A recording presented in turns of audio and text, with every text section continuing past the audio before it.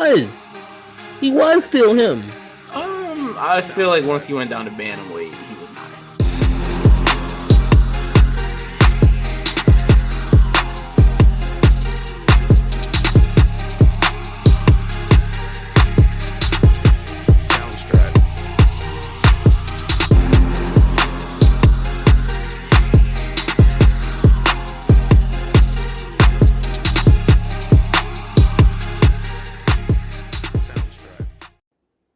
What's going on, y'all? The Road to Go boys are back in business.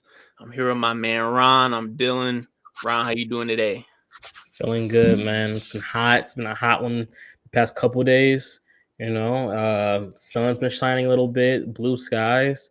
Hopefully the summer is hot in the UFC as it is today, and hopefully we don't let some of these issues keep continuing.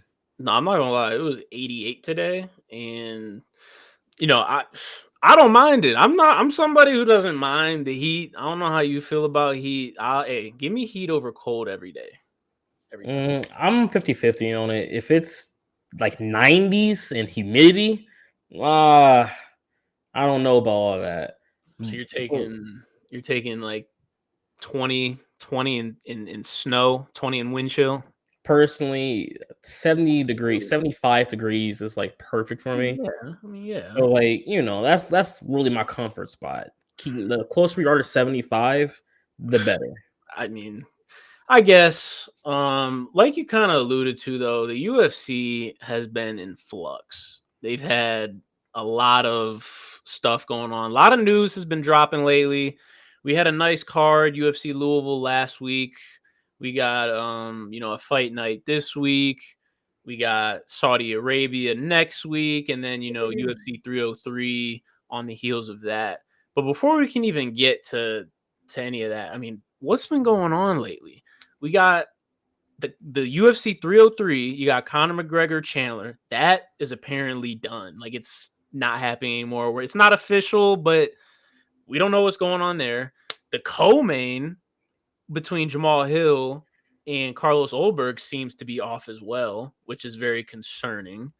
And then today we got news that Hamzat pulled out. I don't even know why, but he pulled out. So, Ikram that was on this card is going up to face Robert Whittaker. There's just a lot going on. I mean, what do you make of all of these issues that seem to be popping up right now?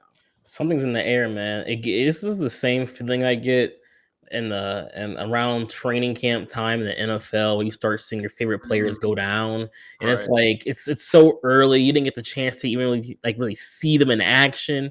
This is what it feels. That's exactly what this feels like. Especially when it's so many cards that's like back to back to back. They're all so close.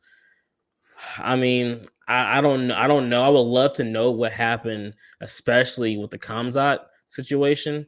I know Russians seem to have sometimes some issues, will come to maybe it's like staph infections and, different little things like that at times.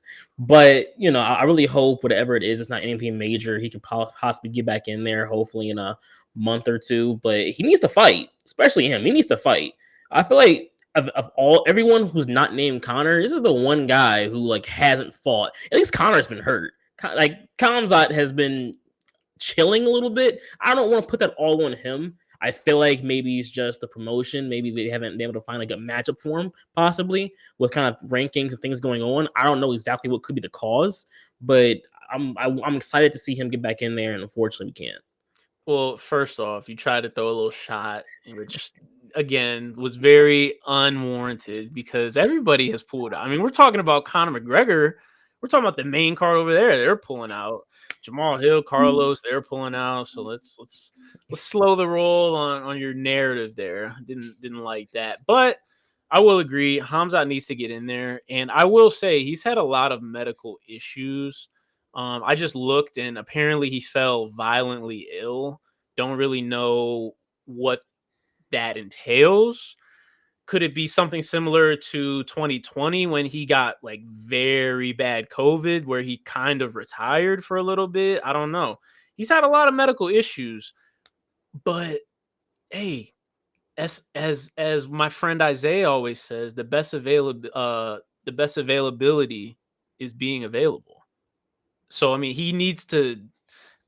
I don't know. He needs to figure it out. I mean, I don't know what to tell him. It's hard. I'm not in his training camp. I don't know what he's doing, but he needs to do something, change something up. Yeah, it's, it's been too long. He needs to fight this year. Hopefully, once he recovers, it can be almost immediate. Dana and them can hopefully figure something out on a card rather soonish to throw him on there because we need like he fought Usman and then since then it's been kind of just like he's just there. He's just on the rankings, not moving up or down, just being a person. And for someone who people had so much high hopes for, they wanted to see. People were the kids calling aura these days. He had high aura. He was taking any fight whenever he just wanted to do whatever he wanted. He'll take you down, wrestle. We saw him start his kickboxing a little bit against Gilbert Burns. It was great stuff, and then it just fell flat so fast. Hopefully he can figure it out very soon. And as for the Connor situation, I mean, it goes from Connor's fighting to kind of panic mode to start making some calls to I think you can fight to now it's being like not sure again. And this is a card that's like what, next week, right? Next week, Nah, it's 2 weeks, 29th. 29th. 29th, 29th. Okay, so we got some time still, Not much. but not much. Like, what are and we're still like, Connor. If it's an injury, I don't know why they can't just say it's an injury, or if he's sick, say he's sick. Obviously, the world knows that there's something up. Why not just give some clarity in the situation?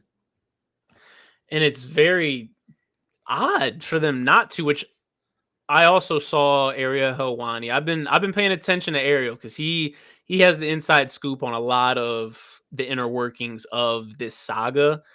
And he did say the UFC kind of wants to address everything at once. I don't know how good. I mean, I guess I appreciate that, but I kind of would almost rather have updates, you know, now. Because I mean, imagine you get tickets, you know, months ago to go to the UFC International Fight Week card. And now Connor, is he fighting? Is he not? I don't know. Should I get a refund for my hotel? Should I refund my ticket? It almost seems like the UFC's kind of dirty politicking a little bit. Like they're trying to like hold out so then maybe people can't back out of it or people have to go, which you know, I would be annoyed with. But I don't know. I just don't know why they can't just give us updates. Let us know. Is he hurt? Is he ill? Is he just over it? Was he never really gonna fight? I don't know. I need some answers. Especially there's a lot of people, especially since this documentary's been out, since there's already rumors about the UFC's been kind of one kind of way or another in the Mm. past. But I mean, dirty politicking, that's I hope that's not a regular thing we have to keep using or saying about the UFC. Mm. But hey, that documentary isn't all a good look, is all I'm trying to say, for the UFC and how they've done business. But of course, us the fans get the lowdown kind of whenever it comes to us.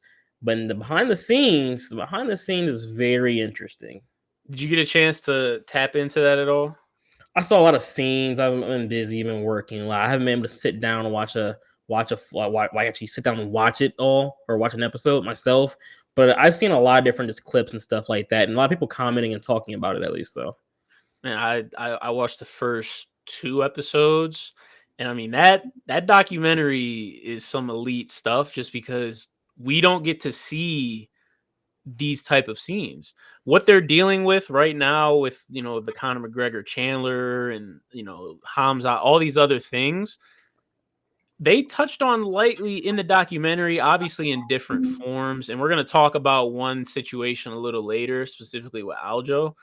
But you get to kind of see how these other guys, like not even just Dana, but like Hunter Campbell, how they interact with the fighters and how they kind of maybe coerce, maybe they don't coerce. I don't know. It just shows a different side of the UFC. And it's a business at the end of the day. So I understand, but I don't know. I would want to keep my fans in the know with this Conor McGregor Chandler. We couldn't be any more in the dark. We've gone back and forth so many times. You know, was it? Was this fight ever really gonna happen? I've kind of always felt like there was a possibility that no. And it's look, when that video dropped of Connor at the club, that was what kind like we have Chandler in the he's getting some work and he's grinding, Right. some boxing, some wrestling, all that. Then Connor takes the video. I'm not mistaken. Connor takes the video himself, and it's him at the club, late hours, drinks in hand, booze flowing, and it's like you have a fight soon, guy. You should be in camp, getting the body right, and you're like I don't know. That was like the first time I kind of started to think there's a chance this fight may not. At least at that time, I thought maybe the fight does still happen, but Connor won't be Connor. Mm. But since then, all arrows have pointed like to this fight may not happen. And it's disappointing. I really hope, he whatever is wrong with him, he can in the next week figure out and be like, hey, like I can do this, and we can get confirmation that he can fight. That's the hope at least. But it's I don't know. I really don't know. Maybe they're trying to dupe us all this time. I don't know. And I guess that's my next, because that's kind of where my brain went to, is if Connor, you never truly know with social media on whether, Connor was just making an appearance there, whether he was actually drinking, whether or not. It's all speculation. But the fact of the matter is, I was always wondering, is he going to show up to like this UFC 303? Is he going to show up and be himself? That was a huge question that I feel like a lot of people have. If this fight doesn't happen, that only gets multiplied because now it's like, well, if he didn't show up, was he hurt? So is he still injured? Is he going to be able to come back? If it's something mental, like maybe, I don't know, maybe he had a binge and he's not ready. Is he mentally going to be able to play? Are we ever going to see Connor fight again if he doesn't fight in June? It's crazy because I am so unsure because I remember in the heat of the Conor McGregor may not fight, he posted on Instagram a picture of him on a boat with his family, and pretty much every comment to that picture is, "Oh, he's retiring. This is it. He's not fighting. This is over." And like it was just it was a nice little caption. It was something very just heartfelt and just him having a good time with his family. But in the heat of you may not be fighting to post something like that, people of course are going to react to it, and it made everyone feel like he's about to retire and or just not fight. Whatever the thing may be, it's probably just not. It's not good for the UFC or for the fans. Granted, I mean, hey, if you are ready to retire, you are done with this. Hey, you had a good run. There's nothing wrong with that. But from a fan perspective, like that, I think was poor timing for us to see something of that nature. And now it's like if that's where you are, if you were at the club, if you are worried about more just being out in the water with your family and just having a good time with them, it makes us feel like you're not locked in. You can't be. You're not. Spend time with your family, 100%. But on the same note, you have a fight that's soon, and Right. you haven't shown anything to let us know that you're locked in for the fight. Nothing but the opposite, actually. So will he be the same? I have no clue. I almost feel like the answer has to be no. You have to assume not.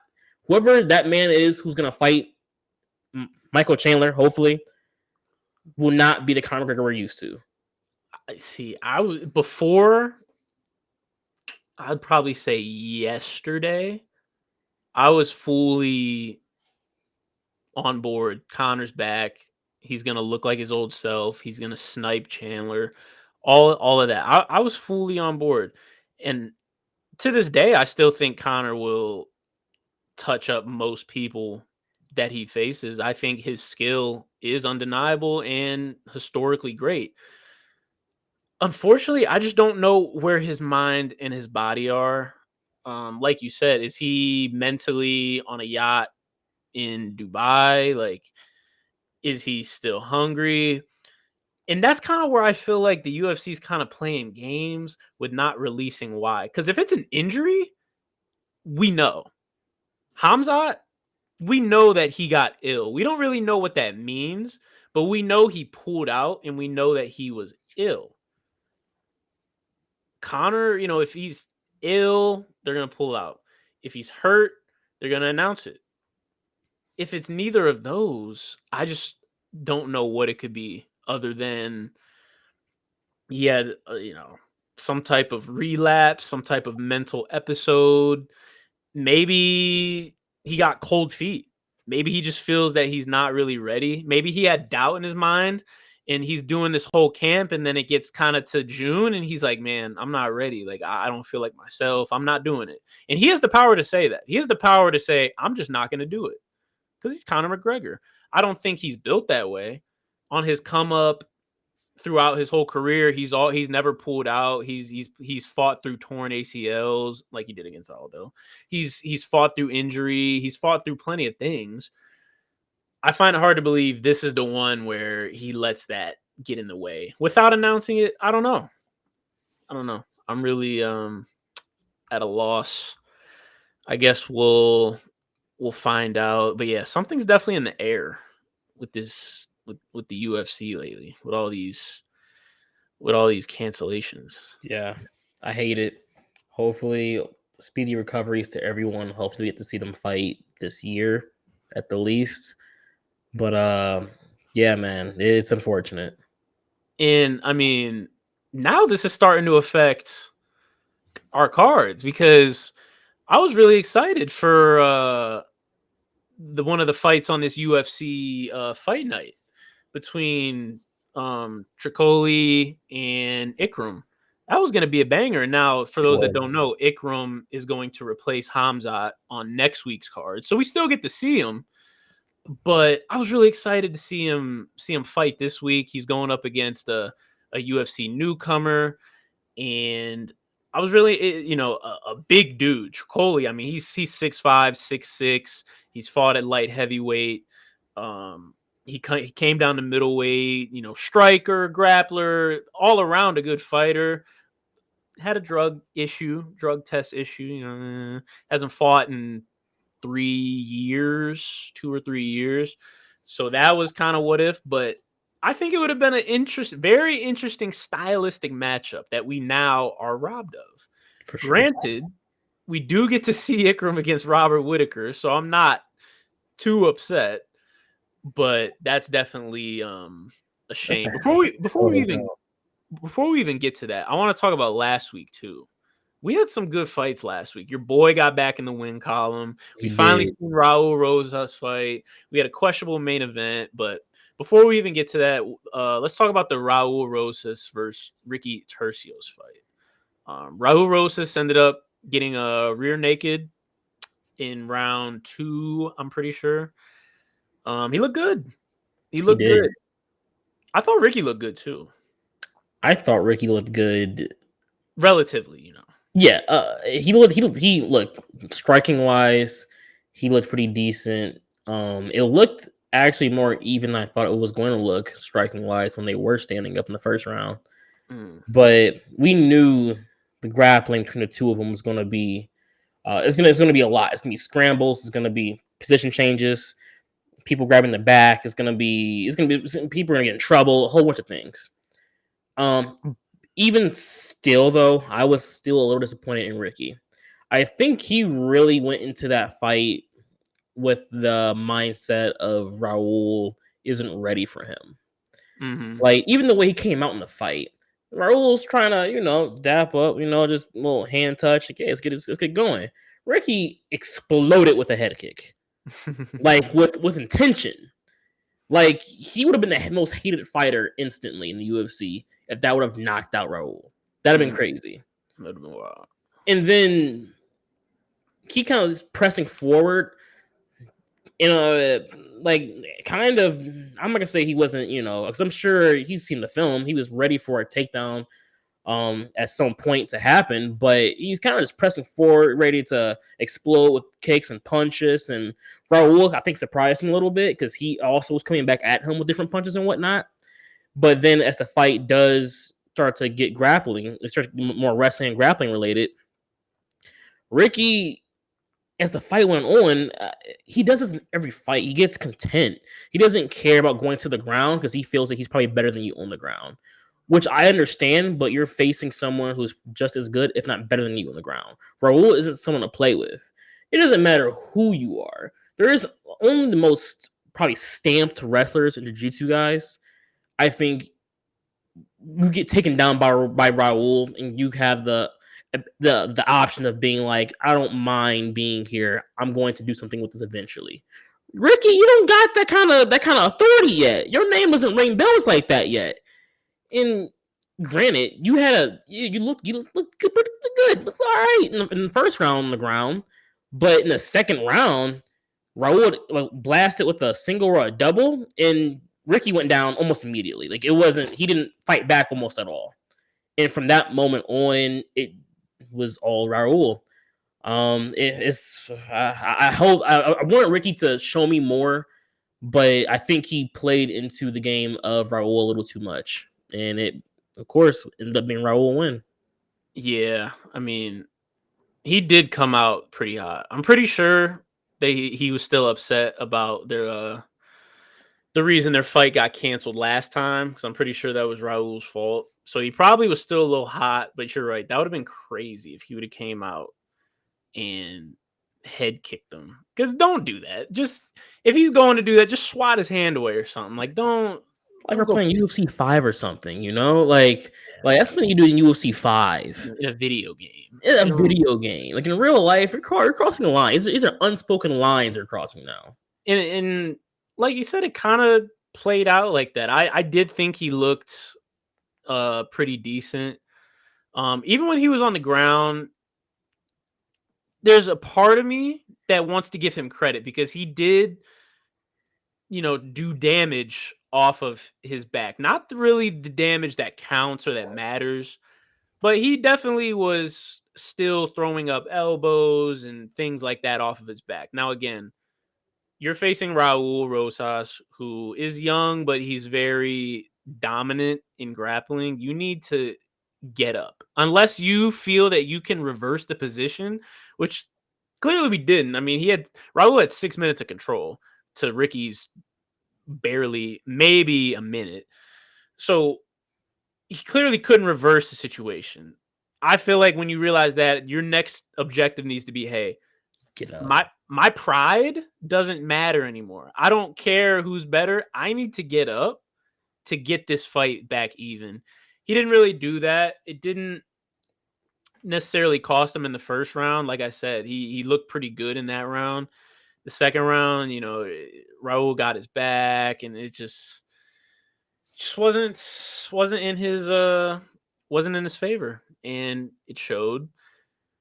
Raul, though, I got to give credit where credit's due. He looked good. He did. He did look good. Even for the short amount of time we saw him striking, his striking looked good. I mean, if he keeps, what is he? What is he? 20, 21 right now? 22 or something? 19, He's 19, 19. 19. Ah, man, that's well. If he keeps going at this pace right now, the sky is literally the limit. Like Ricky is a veteran. Ricky's been in there with other grapplers, strikers. He has wins against some good opponents, and the fact that he was able to go in there and kind of, like I said, control him on the ground, willing to stand with him. Hey, Raul keeps this pace up, keeps this degree of advancement. He's gonna be a legend in the UFC. But here's my issue, my general issue. It's not even specifically with him. So he got in the UFC at what? He might have been 17. I think he was, because he was like 17 or something when he got signed.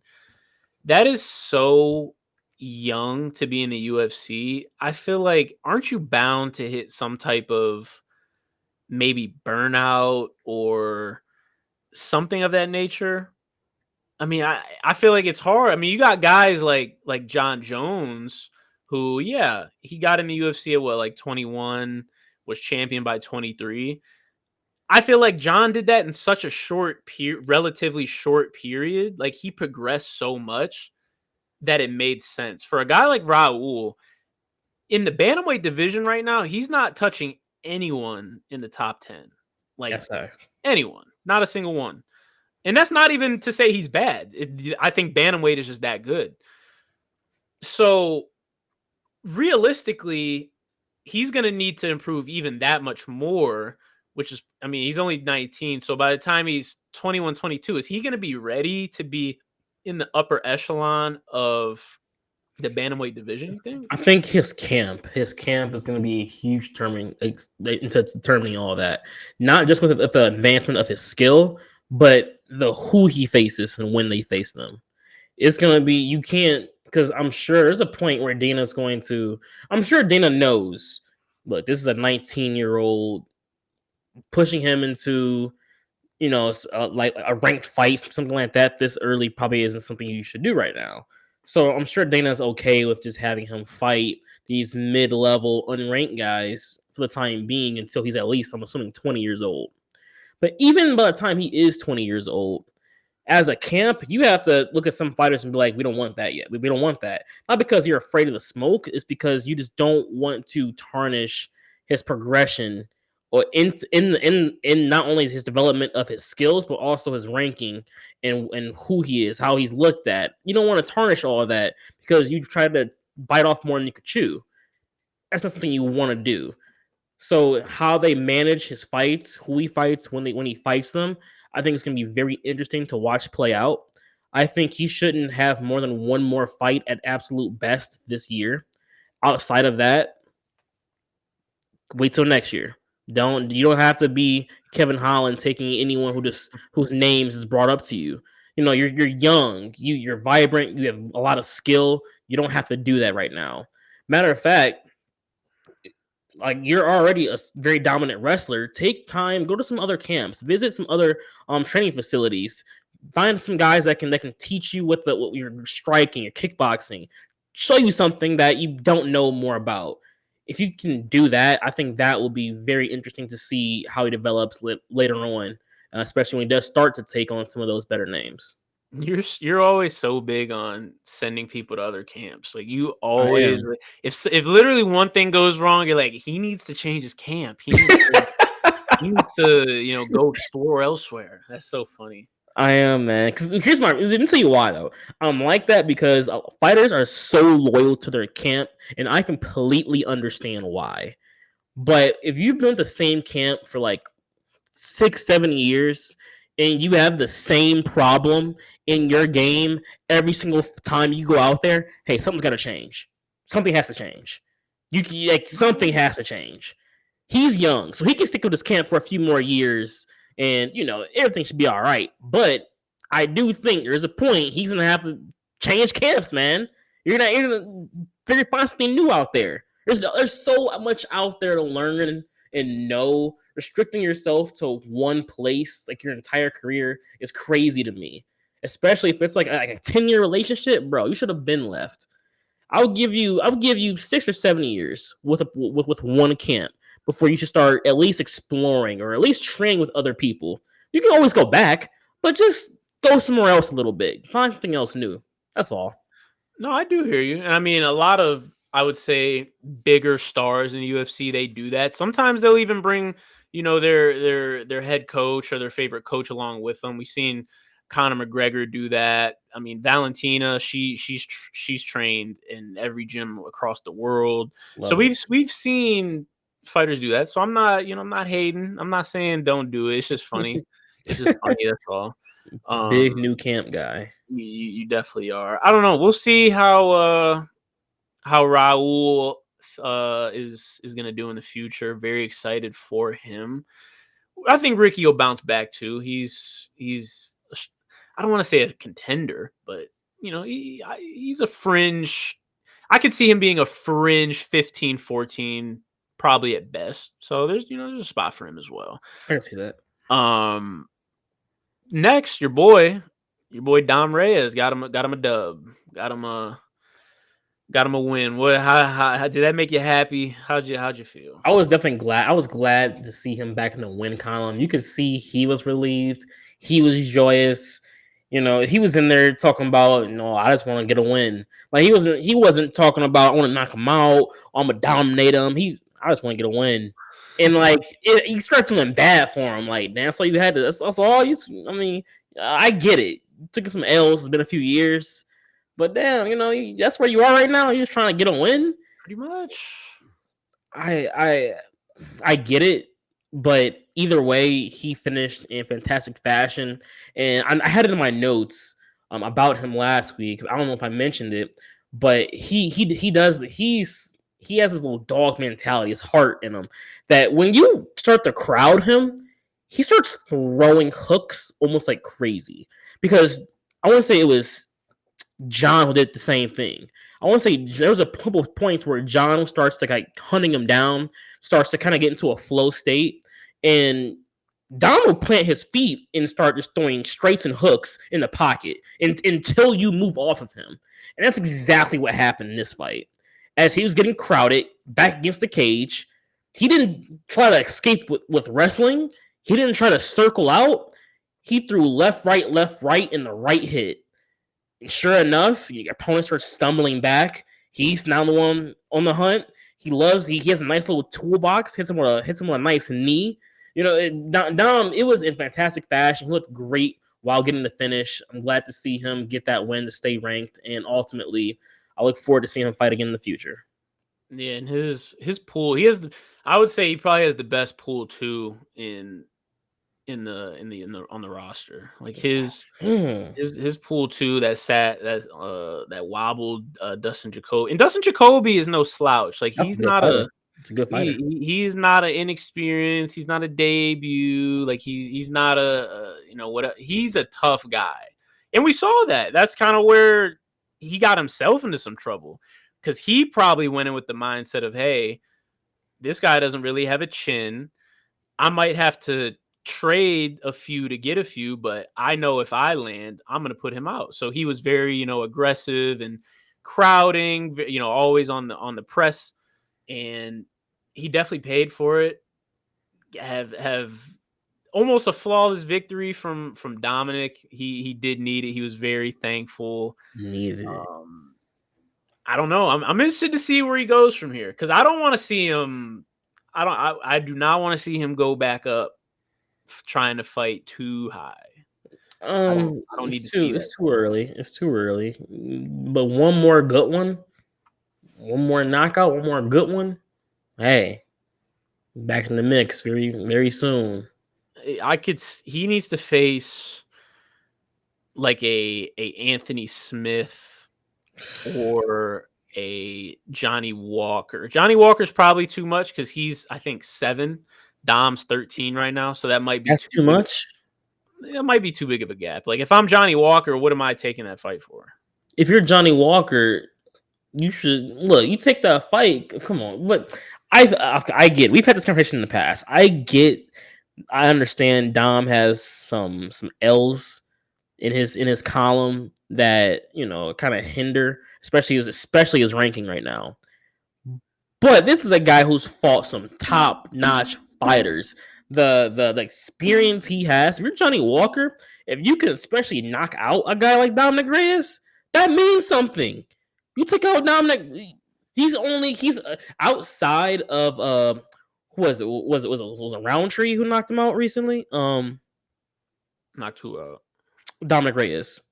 Ryan Spann. Outside of Ryan Spann, he's only lost to champions.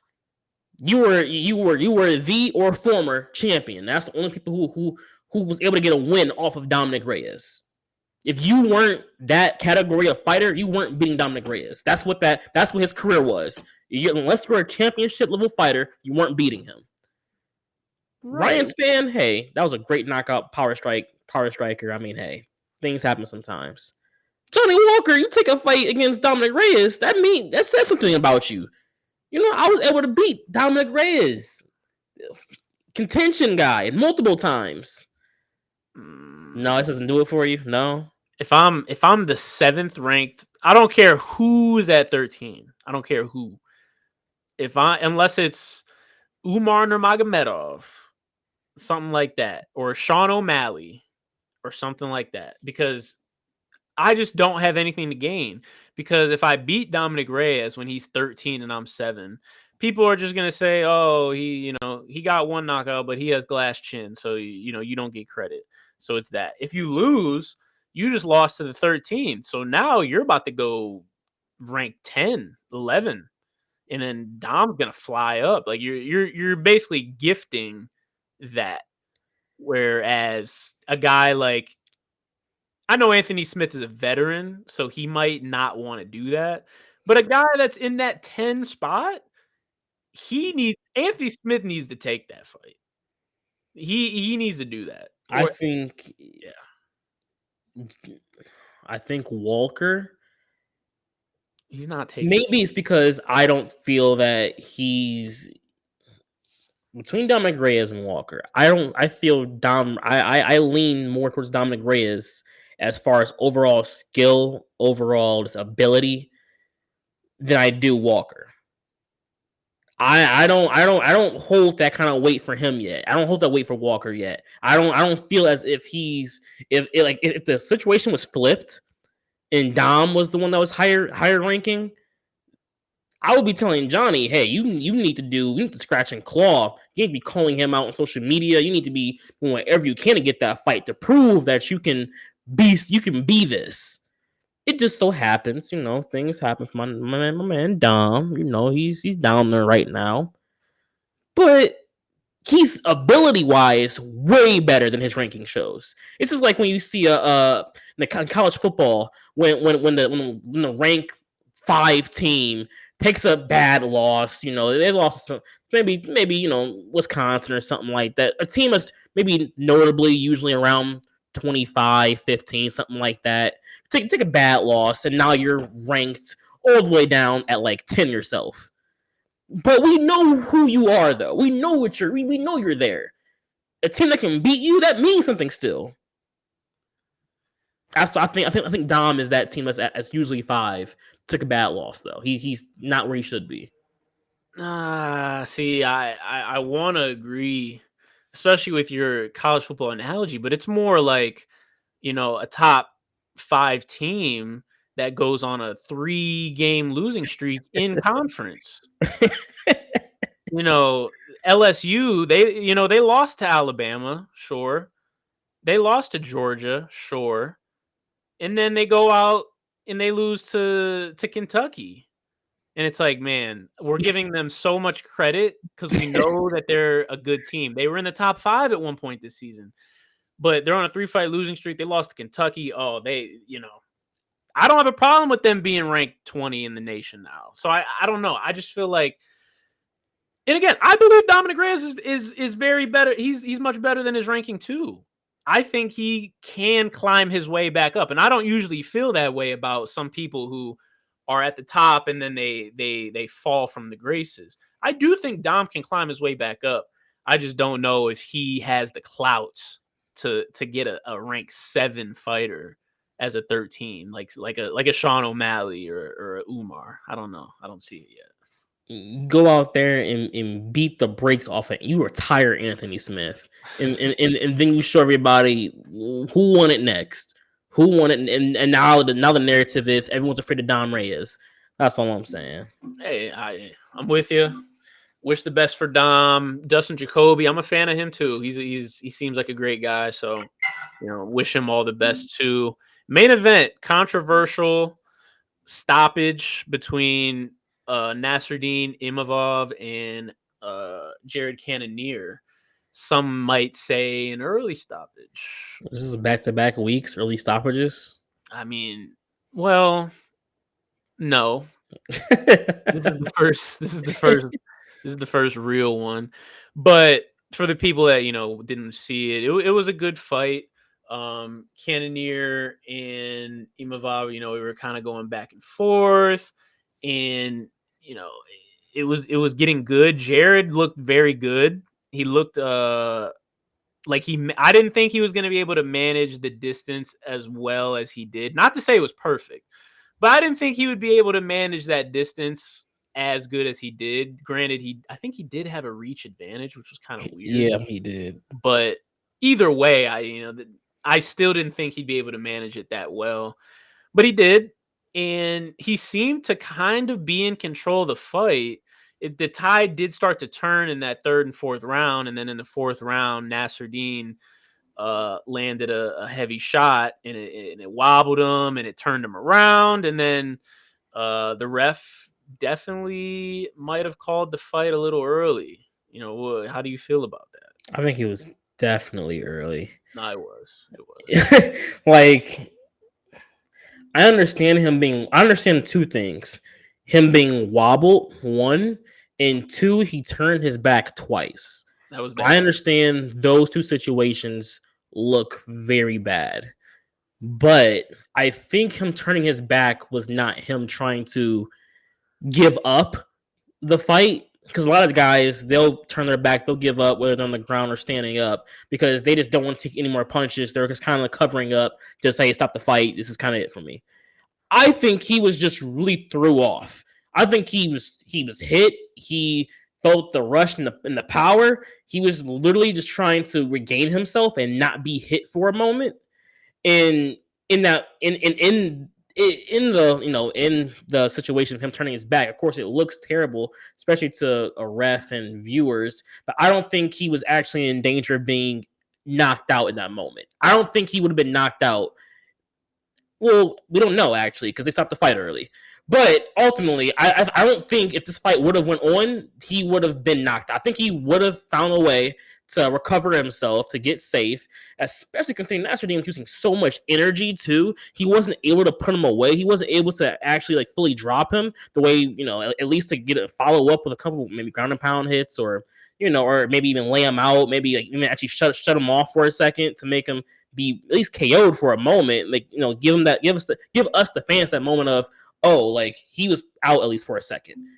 Jarrett, he was wobbled, but at the same time, I felt he was in the fight. He had an opportunity to do something, and the ref kind of stopped it before we could even give Jarrett the opportunity to show that he was okay.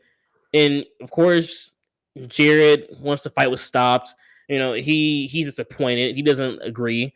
The fans don't agree. The refs, the announcers don't agree.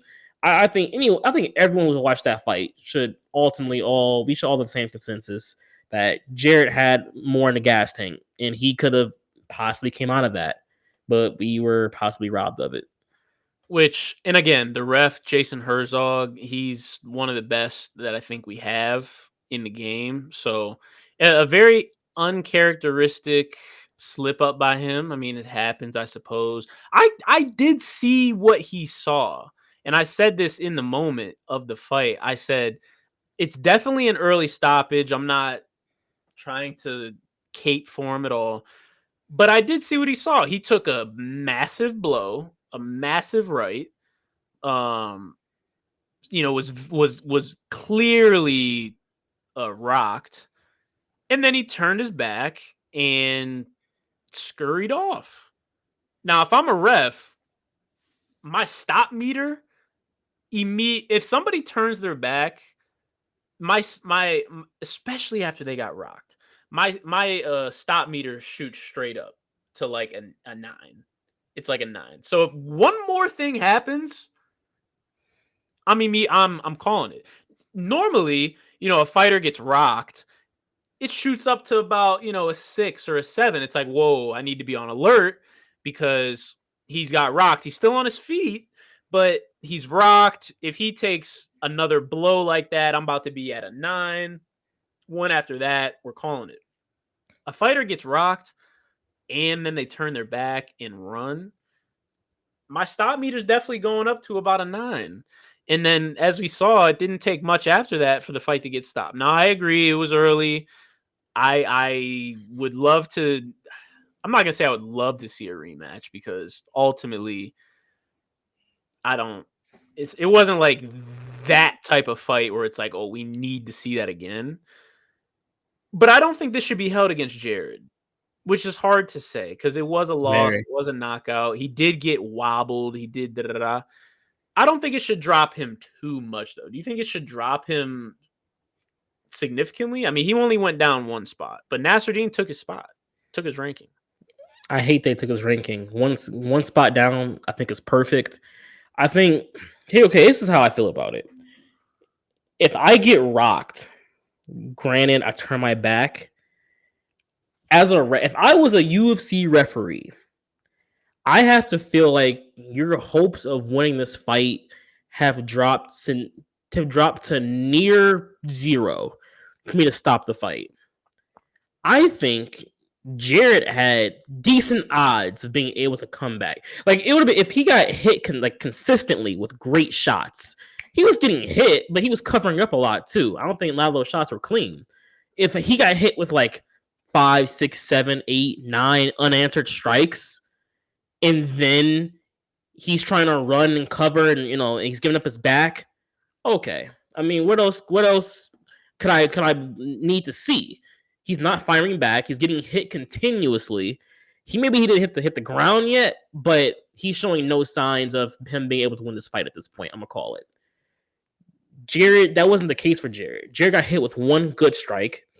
He was swarmed with other strikes. Some may have touched him, some didn't. And he turned his back.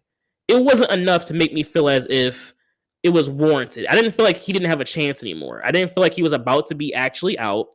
I didn't feel like he was in a situation where he couldn't get himself out of. Like I didn't feel like he needed to cage to keep himself up. Though some would say, that makes him still liable to be all right still.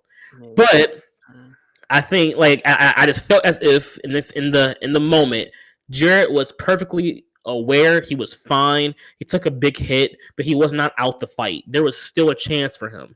And I think the ref, Jason, robbed him of his chance. No, thing about Jason's one of those, social media guys. He gets on Twitter and people ask him questions and he'll respond and give you his honest opinion, whether you like it or not, on how he felt about a situation.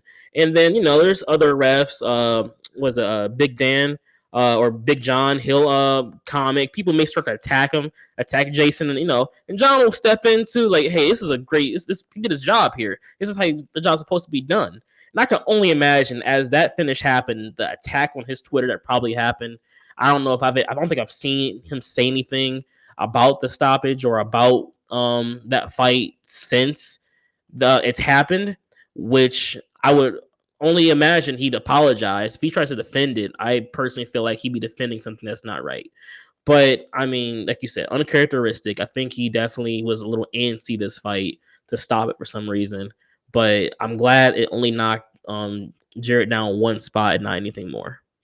I got his Twitter up right here. He quoted a tweet and he said, "I know what I was seeing in the moment, but I've got enough feedback telling me I need to reevaluate, so I will." I think that's a pretty straightforward answer. All right, I'll take it, JC. You back in good graces. He was accountable. He says he knows what he saw, which I think in his mind at the time, he didn't have a vendetta against Jared. I think he really saw what he saw, and he said, "Man, I need to stop it."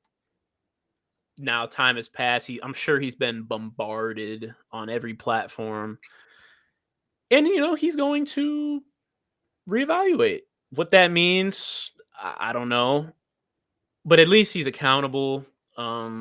I know there's some judges that maybe need to take this approach. Oh man, there's some judges. We need some at names for some judges, so we can all just jump them. We can just tweet after tweet after tweet, just let them know how bad they are at judging fights. I wouldn't be surprised if they didn't even have social media.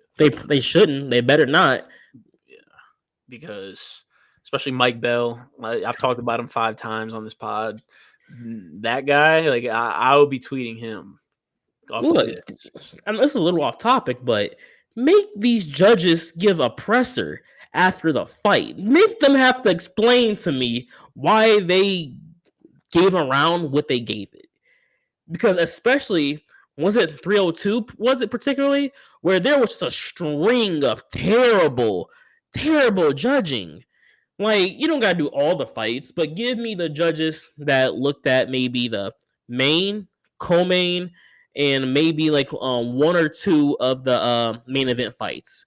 So maybe like have the refs have the judges come in and talk about it's just a few of them. Just hey, I saw you everyone else scored it 30, 30-28. You scored a draw. What did you see that made you say that? Make them answer the hard questions. Make them have to explain why. Because I hate when these judges and what they be doing. And that was just off topic, but I had to put my hate out there for them. No, I agree. Like the fact that the Sean Strickland Paulo Costa fight was a split decision, like that's for Crazy, a 5-round fight. Like it wasn't even like it was 3. It was a 5-round fight that was a split decision, and somebody had crazy. Paulo up 4-1. Like I I don't claim to be the all knower of UFC, of MMA, of anything of that sort.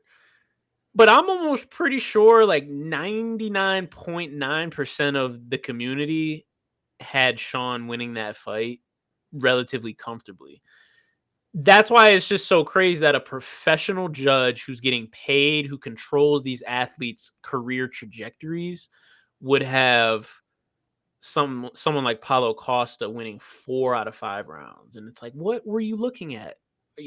Have you ever been to a class? Do you know what any of strikes mean? Are you a lot of these judges be boxing judges. I don't know if you know that or not, but a lot of them come from Mm. the boxing commissions, and they just transfer over to MMA, and maybe they look on YouTube. I don't know what they look at to learn, but they just do that, and I'm like, man, it's got to be someone else, maybe a former fighter, maybe It's get former fighters in negligence, there. straight negligence. People get fired for what some of these judges do.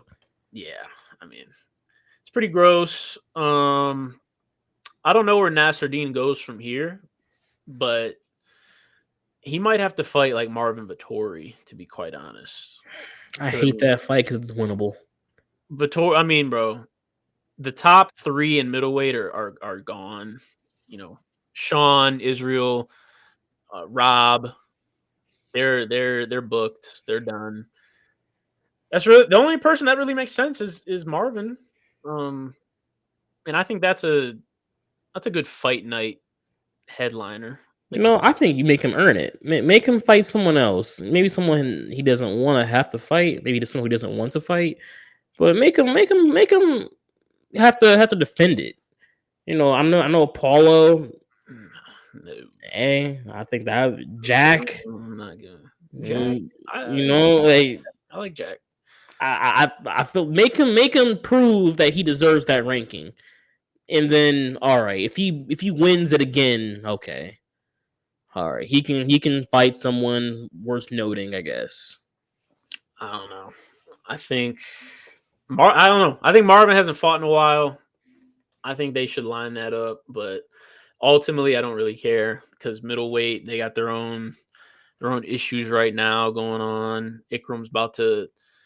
He's not even ranked. He's about to fight Robert Whitaker. I don't know Isn't if we that really, insane? which ultimately the rankings don't mean anything. We always get so us as fans, the UFC fans, we get caught up in rankings, but they ultimately do not mean anything because Ikram wins this fight. I'm not going to say he's in title contention, but he's easily top 7. Like he'll debut at like 7 minimum It's because gross because you're right, and like it feels unfair. It feels unfair, but like, how do you not? you beat Robert Whitaker on a week's notice. Granted, he had a fight, so he's in camp. He's in shape. You beat Robert Whitaker. I don't care what you were ranked. You're you're at least top 10. And I think he's a top 10 fighter, so I'm not mad at it. I think he'll mop up Chris Curtis, Anthony Hernandez. Like I think he'll mop those guys up. So it's not even that big of a deal to me. But very interested to see I how all feel that you. goes. I feel you. I agree. I think he's top 10. It's just giving an unranked fighter an opportunity like this is very interesting because you're setting a precedent. If he beats Robert Whitaker, wherever you rank him, there you now have to make future decisions based off of this. You did this for this guy, so therefore, when this guy was ranked 12 because he beat someone who was 3 or 4 or 5, why not? If he beat him, why not put him in the title contention? Why not put him in the title fight next? Like you had an unranked guy go from unranked to like 7.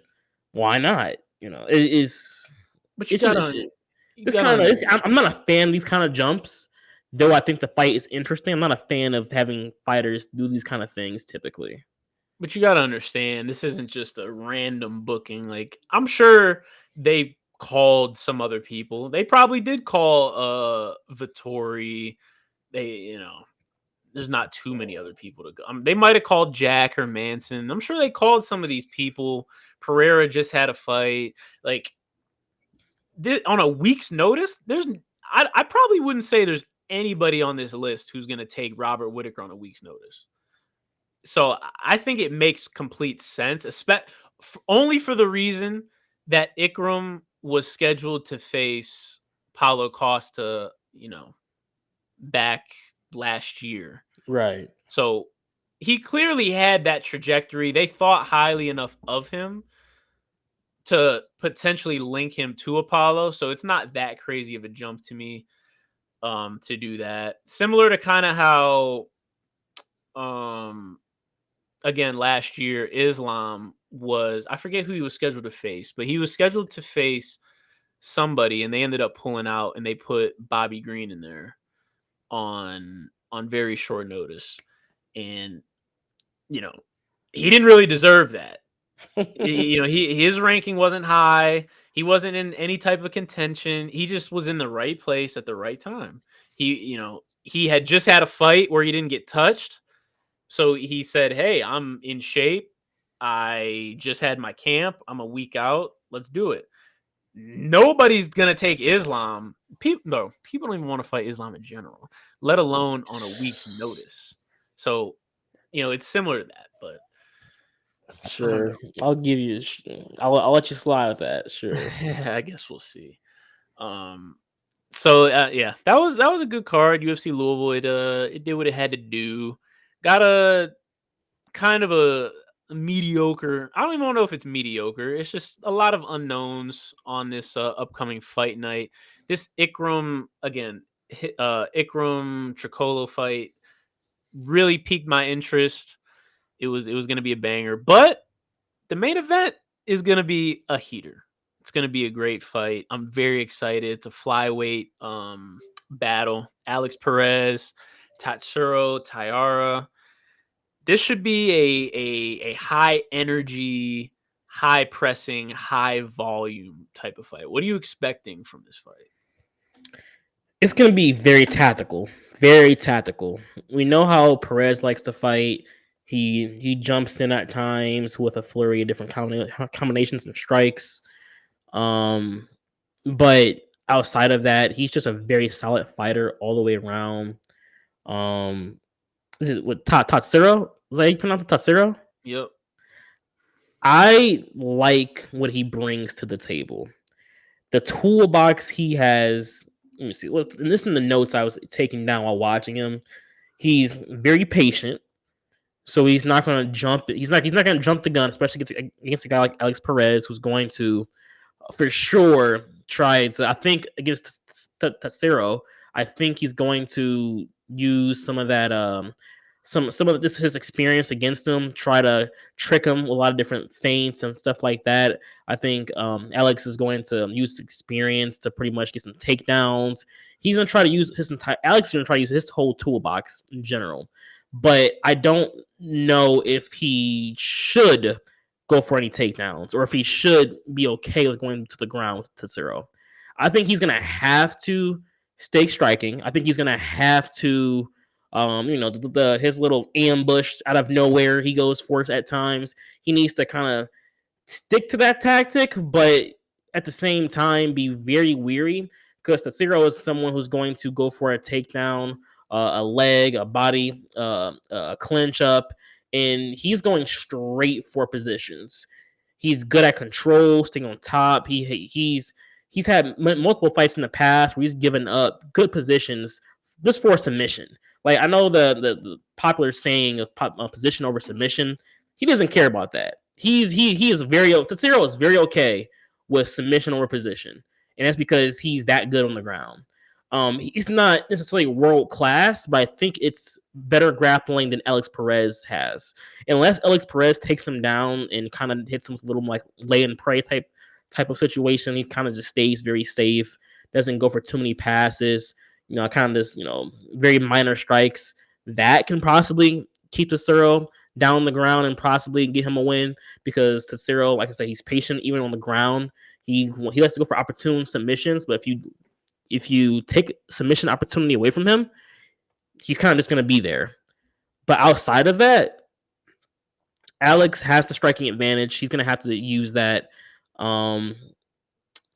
Just don't jump the gun. Don't be transparent. Don't continuously go for trying to blitz him.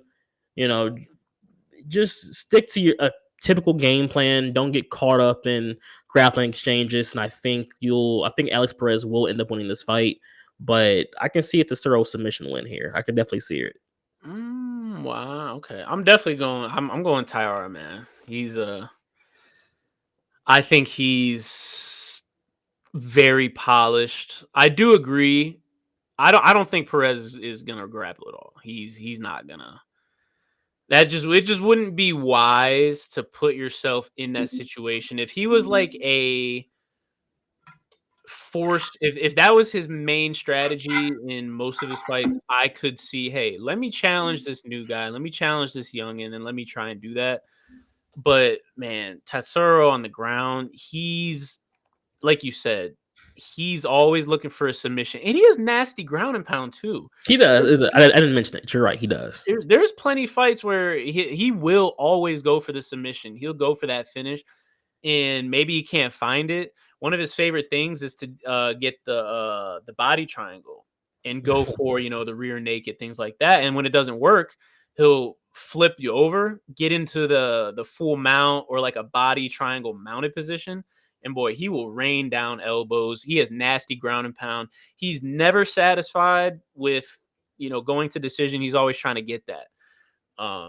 So I think that his advantage will be there. On the feet, he's very skilled, very tactful on the feet. I will say though, he does leave himself open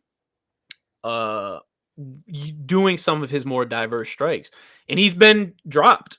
He's been dropped a few times. Even on the ground, he's left himself open to different submissions. He almost got finished in his last fight. Like there's different issues he has defensively. I feel like offensively he has it all figured out.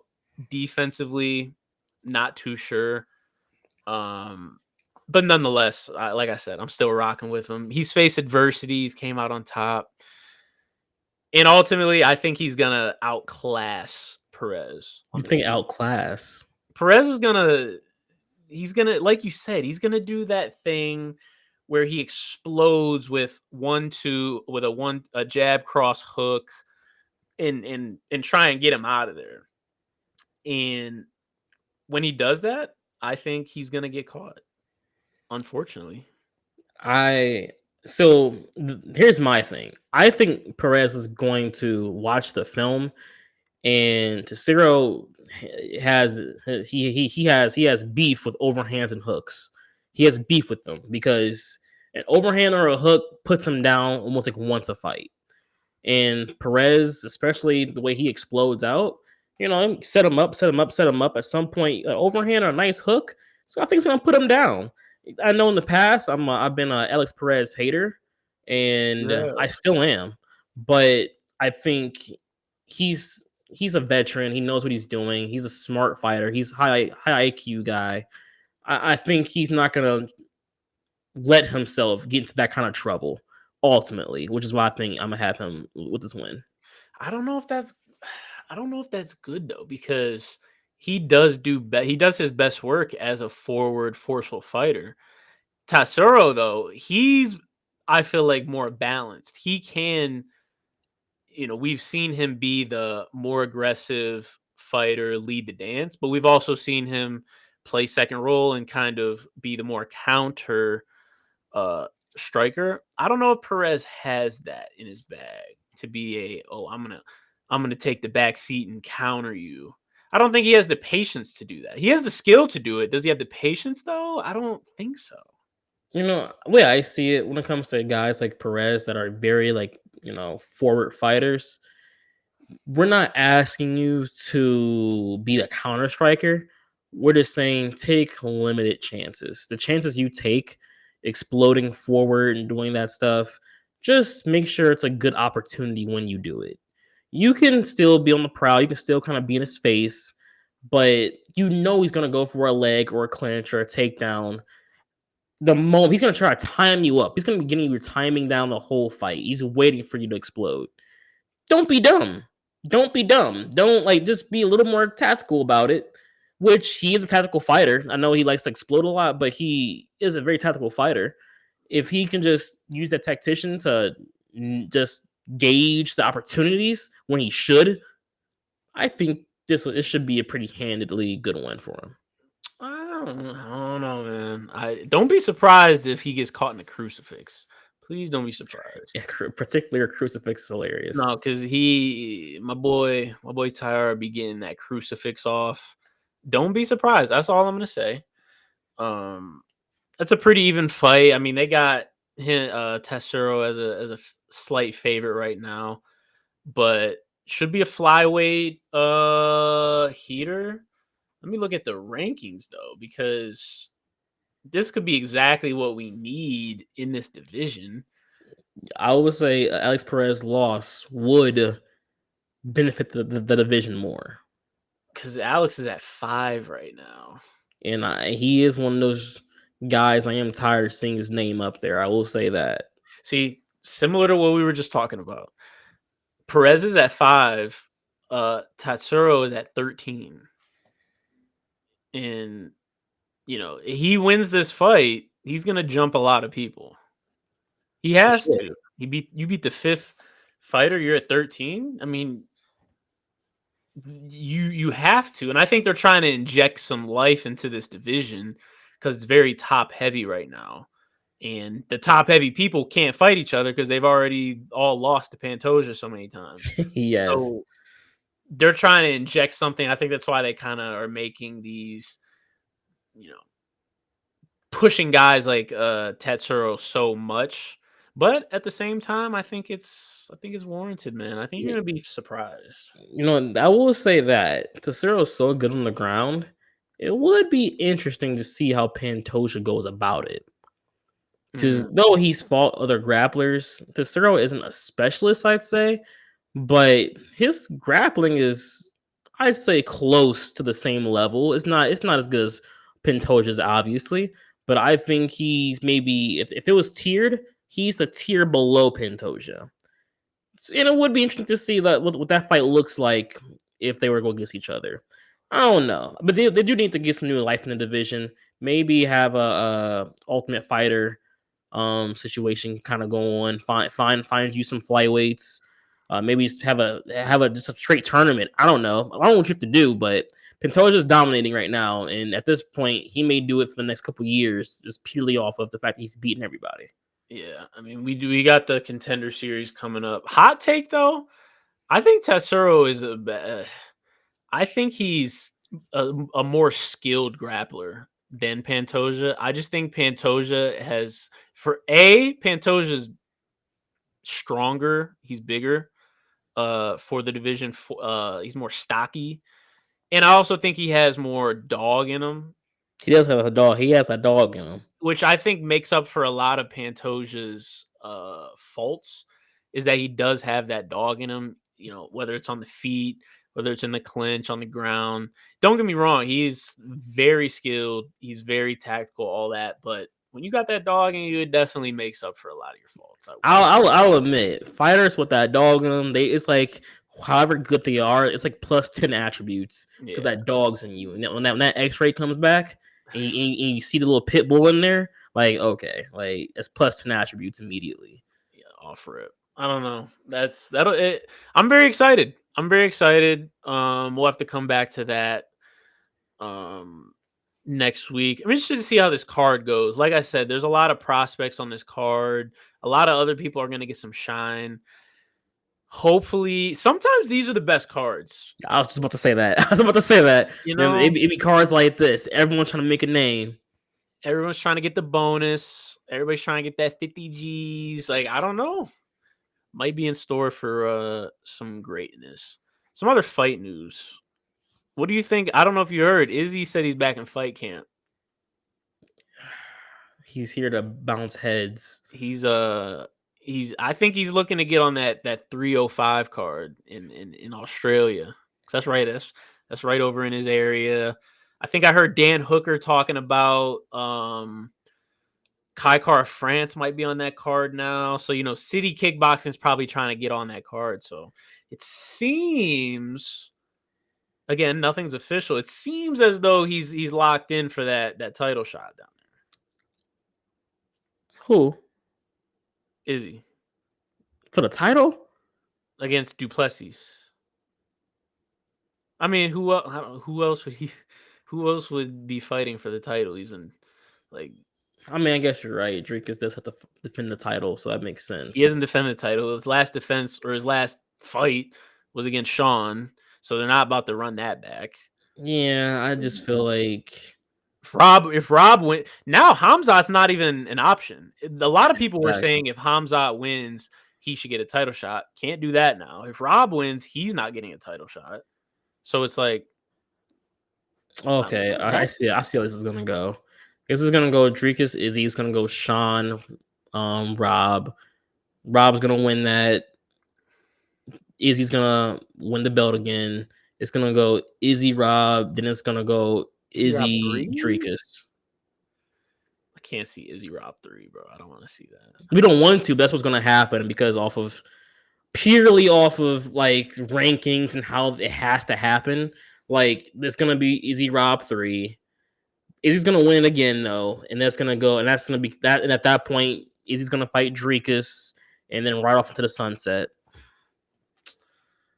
Man, I'm not gonna lie to you. I really wanted Izzy Sean first because both those are two fighters that debatably both deserve it almost equally. And I feel like a number one contender fight is like the perfect fight to have them both do it. I think, but ultimately, though, I mean, Dricus Izzy was especially just as exciting once upon a time as a Sean Izzy would be anyway. So I mean, I'm not too mad about it, but I am interested to see what happens in that kind of situation. With Dricus being how he is, he's probably going to be the most aggressive fighter. Izzy, would have faced. Is he back to being him? Has he recovered? Is he back to being the guy who can break down your whole strategy? He counters, get flash knockouts. Is he back to his old self? I am very interested to see how this goes. It's gonna be exciting either way. I'll give it that. I'm not sure.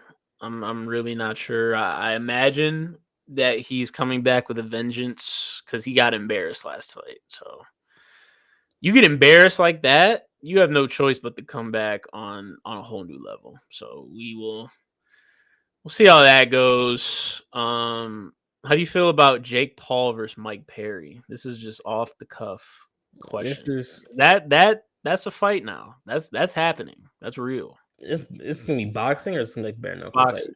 boxing. Yeah, not bare knuckle. I would Because love to Mike see that. Mike Perry's he's been getting some chunk in that bare knuckle, Yeah, bare knuckle. Yeah, but I would nah, love to see that bare knuckle. I'm not gonna lie. it don't Uh, make me feel like that. I really want Jake to lose. Why? I'm tired of seeing him and his brother knock off these professional fighters that are old or that are like 48, aren't or they're not strikers, and it's all due respect to them because I know they train for real. They they're here for fun, yes, but they're serious about their craft. But they're fighting unserious fights is my problem. And it's just like they'll go on social media and make a whole post and rant about, oh, I put this many hours in my camp, I do this, and that, and blah blah blah. And then you're fighting Anderson Silva. Like, what are we talking about? Like, how do you think people are going to react to that kind of news? Mike Perry's different though. Mike Perry, he has some dog in him. He has that striking. He's gonna he's gonna take it to him. He's gonna take it to him. I Oh, really hope that he gives him the fight that we've all been wanting to see out of anybody with the last name Paul. And I'm that's gonna be what I'm tuning into. I'm gonna tune into that. I don't know. You beat Mike Perry, you actually get some credit because You do. like you said, you beat a 48-year-old Anderson Silva. It's like, you're not getting credit for that. You beat Ben Askren, who has thrown probably 7 strikes in his life. You're not getting credit for that. Diaz, again, he might have thrown 10 strikes. You're not getting credit for that. Nate Robinson, those guys, like, respect them. They're MMA goats, they're MMA greats, all that, but they're not boxers. Mike Perry, he's been boxing. Granted, he's been doing bare knuckle lately, but he has boxing skills, He's throwing them. and he's in shape. He's not washed. He's not old. Yes. So I don't. Speaking of though, I don't know if you've been keeping up with this, which I don't know if a lot of people are. Anderson's fighting Chael in Brazil this weekend. I forgot about that. I've been extremely tapped in to everything that's going on because I need Chael to get a dub. Like, I need him You to. need Chael to get a I dub need is Chael to crazy. get this. I need Chael to avenge his losses that weren't really. Well, the first one wasn't even really a It loss. was. Really, what he didn't even lose a round that fight. He lost one round. Like, That's the round that mattered. he didn't even lose he was winning that round. That's the crazy part. Is he didn't even lose a round. I will say Chael's taking this very seriously. Like, he said this isn't like a gimmick fight. This is, like he said, I've been thinking about Anderson Silva every day for the past 10 years. Like, this is a chance for me to get like my redemption and right my wrongs. Like, he's taking this very Bro, serious. it is also Chael Sonnen though. It This is is. the greatest It is. marksman in the UFC Oh, for history. sure. For So, sure. like, I feel him, but I have a hard time believing he's taking it that serious. I Especially knowing Anderson is not taking this serious. Why would he not Like, be taking this he's serious? taking it serious because it's going to be a fight, but Anderson hasn't been serious in a fight since before he was a middleweight champion. And that led to his downfall. But that's the last time we've seen a serious Anderson. In at 48 years old, boxing, chill. Come on, man. They're taking this serious, bro. If I, He's if, not I, if just. I tune in and see them chunking, if I see haymakers going, I'm gonna be not only one surprised, two, that's gonna slap. I'm gonna appreciate that a lot. But chill, let it go first off because you lost, and then two, if you lose to Anderson, it's Anderson Silva, dog. It's Anderson. What are we talking? Like, come on, you don't be mad about. Don't be upset about that. You lost to one of the goats, one of the figureheads. It's all right. I don't think he's upset. That's the thing. He's not mad, and they're on good terms and all that. But I think he just, because, bro, he should have won the first fight. That's probably what would eat me up. Like, that's what would kill me. I upset, the GOAT, who nobody gave me a chance to beat. I beat him 4 rounds out of 4 rounds. I'm in this 5th round. I'm on top. Like, I'm doing the work. I'm winning this round, and then you get caught. Like, that probably would haunt me for the rest of my life. I will admit that would actually like I'd be 60 years old and I would think back to that fight for sure. I would be thinking back on that. But according to him, he said it won't make up for that, but he said this will, ease the burden. I'm going with the undefeated, undisputed GOAT, Chael Sonnen, in the matchup. Come on, dog. Anderson Silva all day, every day. We're gonna see that Filipino boxing style come back out. We're gonna see the hands down, you know, nothing but head movement in work. And it's all you're gonna see from my man Anderson. We're gonna see the showman come back out to do what he does to officially put Chael Sonnen in the dirt. End all of this. We're gonna see that up close and personal in a nice boxing dispute that will be definitively won by Anderson Silva. Man, I guess we'll see. I'm surprisingly, I'm excited for it. I don't even know if it'll be on anything, but I definitely will be I know one website it will be on. yeah, maybe. I won't even shout them out, but if you know, you know. No, that's a good episode, man. We got a lot to figure out. The UFC has a lot to figure out. They hopefully we get some clarity in the next few days. It's the 13th. We really should get it tomorrow because Dana should be at the fights. He should be at the fights, and he should have a press conference after, and he should address everything and announce everything. Like it should Where's be. this card happening at? It's Vegas. Apex? Yeah, Apex. Oh yeah, for sure. He should be saying words. He should Yeah. 100% be saying words. You know, like he shouldn't be out and on vacation. He shouldn't. No, he needs to be in. He's in Vegas. They're probably going to be in the war room trying to figure it out, and then he just goes over, watch the fights, press conference, figure it out, announce it. Let us all give us all some ease of mind, man. I got excited to see Connor back in action. So I don't know. Well, don't lose all your excitement. You never know. You do. You never know. You never know. Like I said, good episode. What you got for the people? Anything else? For the peeps, man. Well, they want to touch on this. Hunter Campbell, Dana White, Aljo. Um, I did see a lot of clips pertaining to that situation particularly, and I saw some arguments on Twitter about it. And a lot of some saying, "Oh, Aljo should have stuck up for himself." Some saying, "Well, he felt the pressure. He felt like he had to fight." I'm gonna go on the side and say, yes, I do believe he was pressured, but I do also believe he should have made up his mind almost a long time ago if he wanted to fight or not.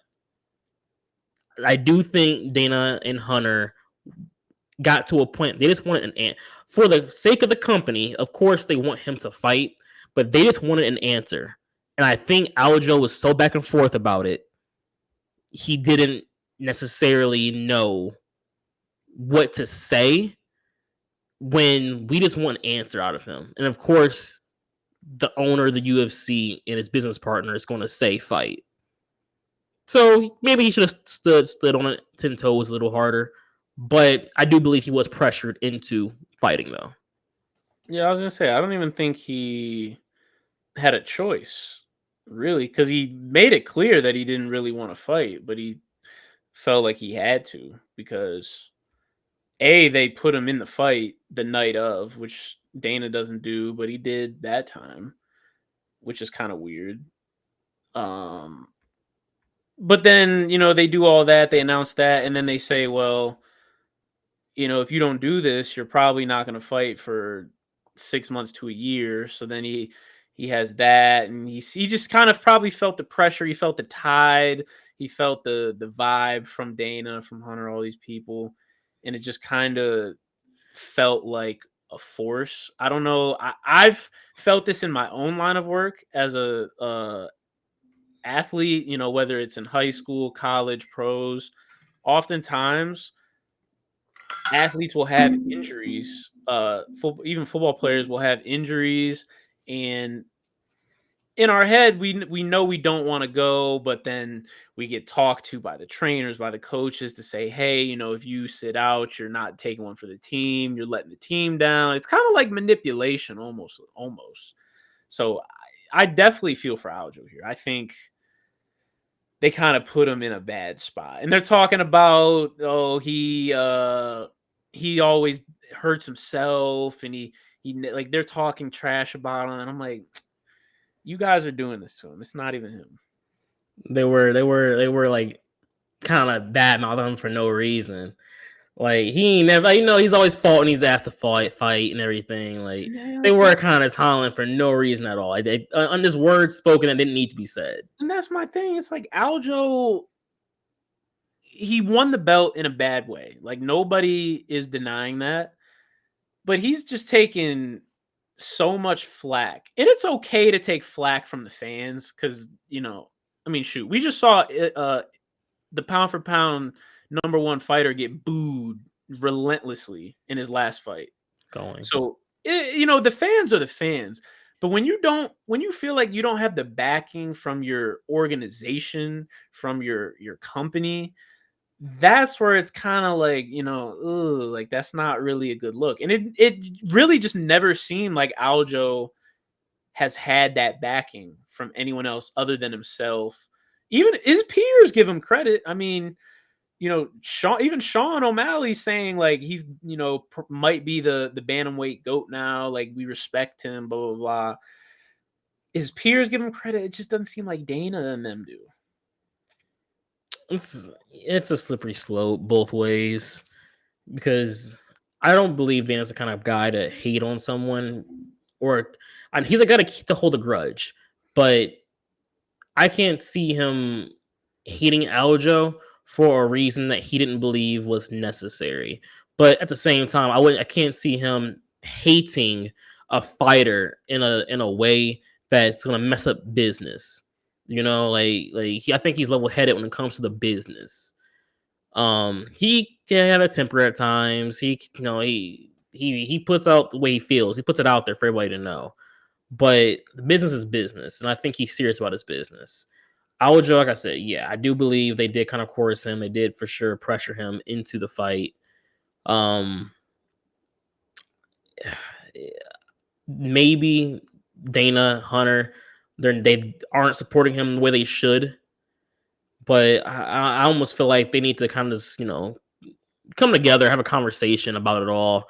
Get down to the bottom of what the problems are. Put them on a podcast together. I know the Nelk boys are pretty cool with them. Have Dana, have the Nelk boys, Dana and Aljo, all just come together, have a conversation. That may be a good episode. I mean, by now they might have already hashed it out. I don't know because these clips are from True, a true. while ago, and since then Aljo has went up to featherweight, and he got a win there. I don't really know. Dana Maybe didn't they like that did. win though. He didn't. He really didn't. I mean, Not like that win. it was it was UFC 300, so I kind of feel Dana there. But I mean, shoot, Aljo had to do what he had to do. I mean, he's not getting any love from anyone else, so it's like, hey, at worst comes to worst, I'm gonna get a win. So then at least you can't On deny it. everything. I feel it. That's true. That's You facts. That's know, facts. maybe if he had more love, he'd go out there and try and get a knockout. I don't know. He said, "You know what?" He said, "Forget y'all. I'm about to go and give me this dub real quick and get back to the crib." Hey, if I don't got the backing, you can't not back a dub. That's just facts. That's just facts. Facts. That's facts. But I don't know. I can't. I got one more episode left. I'm gonna go. I might go tune in. I'll probably tune in tomorrow, man. Because like I said, it's some great content. They talk about all types of different fighters and situations, and even seeing John Jones, and just kind of going through the different emotions, seeing him go through different emotions from his injury to him talking to DC on the phone. Like it's just, I don't know, it's just stuff that I DC's wish funny to that too. I wish we could see all the time, but we only get a glimpse, so you got to take advantage. Knowing the businessmen Dana and Hunter are, I'm willing to bet we're gonna start seeing more behind the scenes type stuff soon. Oh, I bet this is doing numbers. Got They're me gonna going real. start releasing, maybe not in like episode type things like this, but they're gonna, how the NFL has a hard knocks. They're gonna start seeing like the UFC version, but like more like behind the scenes business type stuff. Yeah. You want to know who started all this? The Cool. one, the only, Conor McGregor. Okay. Notorious, the best MMA doc to date. All right. I Okay. think we're about done here. I don't know if We you can close saw this that. out. It's you regardless of how you feel about the whole situation with the fight and without it's basically this UFC doc, but following him through his camp. So it's very I don't know, seeing a fighter go through weight cuts, even 4 weeks prior to the fight, dealing with injuries at their home, meal prepping. It's interesting, man. I don't know. I think you should watch it. I'm gonna watch for sure. I'm gonna watch. I will not be thinking about Conor McGregor and his impact while watching, but I'm gonna watch. We might see this UFC 303 debacle on next year's doc. We may see everything from the UFC 300 to through this on True. next year's doc. There's been a been a lot of drama lately. I don't know. We'll see how it goes. Like I said, good episode. Excited for Perez versus Tatsuro. Interested to see how Ikram does the week after, and then I guess we'll see what 303 does. I don't Yeah. know. News soon to come, I'm sure. Very curious to see how that goes. We will. That's Ron. I'm Dylan, man. We're logging off. We'll see y'all later.